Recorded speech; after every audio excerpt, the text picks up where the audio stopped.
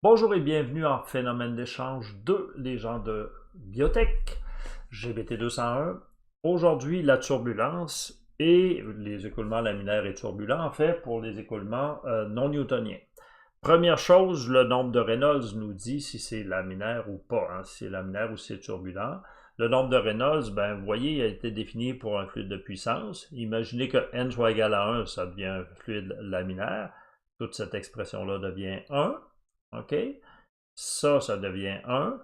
On a D fois V fois ρ sur K. Ah ben K, c'est mu, justement, pour un fluide, l'équivalent pour un fluide de puissance. OK? Donc, maintenant, on a un outil pour calculer notre nombre de Reynolds pour des fluides de puissance.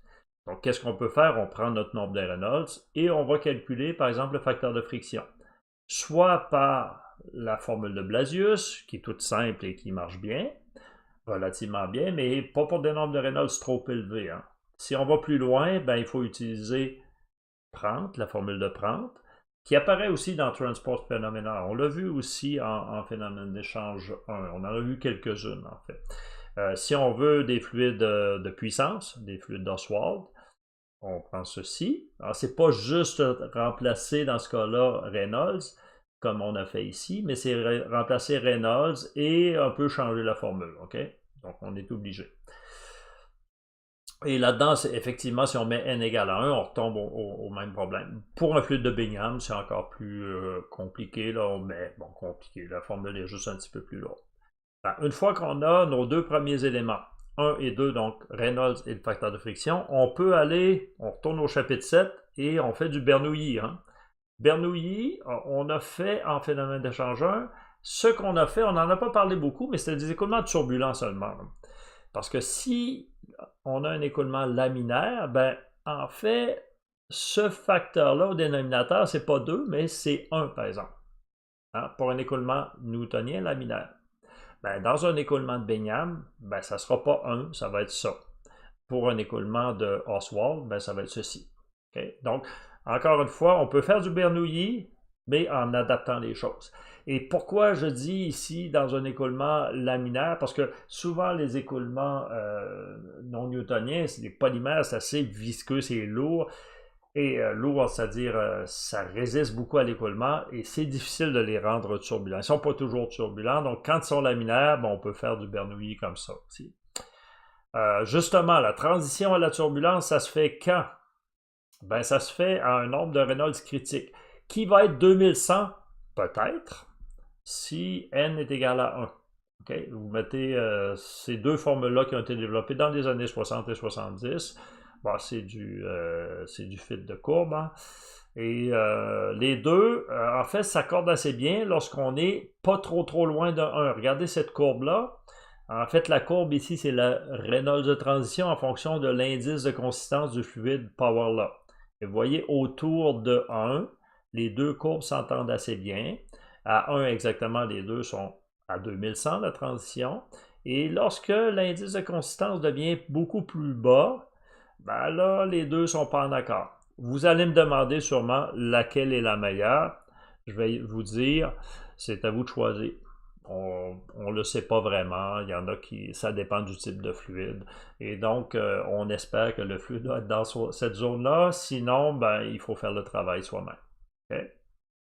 Maintenant, dernière partie que l'on va voir dans la capsule présente, là, la section 5, la zone de perturbation d'entrée. Okay? La conduite, là, lorsque le fluide rentre dans la conduite, il n'est pas tout de suite en profil turbulent ou en profil laminaire. Ça lui prend un petit bout de temps, là, une certaine longueur. Pour un écoulement laminaire, ça prend cette distance-là. C'est fonction de Reynolds et la formule généralement acceptée. Vous allez en trouver différents types, là. Mais c'est à peu près ceci. Okay? Pour un fluide de puissance, c'est ça. Et pour un fluide de Bingham, c'est ça. Donc, ça vaut la peine de vérifier pour des conduites qui ne sont pas très longues, quelle longueur de conduite on a avant que l'écoulement soit développé. C'est assez important, oui, parce que ce qu'on a fait tantôt, là, on a parlé de Bernoulli, ben Bernoulli va s'appliquer pour un écoulement qui va être développé. Okay? Donc, les formules de perte de charge et tout ça, c'est vrai à partir du moment où c'est développé. Bon, dans la plupart des cas, pas de problème. Mais si on a des conduites assez courtes avec beaucoup de coudes, ben là, ça peut avoir un effet. OK? Et en fait, pour un écoulement laminaire, donc ici, pour un écoulement de puissance, là, on a fait un petit graphe ici, on peut voir en fait la longueur d'entrée en fonction du nombre de Reynolds. Et ce que vous pouvez voir ici, vous voyez, j'ai arrêté ma courbe à une consistance, un N de 1.3. Et pourquoi? C'est parce que cette formule-là, ça ne marche pas vraiment à partir de 1.3. Okay? Pour des fluides dilatants, largement dilatants, ben, cette formule-là ne marche pas. C'est normal, c'est de l'expérimental. Okay? En dessous de 0.5, ça marche encore, ça semble encore marcher pas si mal. Okay? Il y a beaucoup d'empirisme là-dedans, hein, remarquons-le.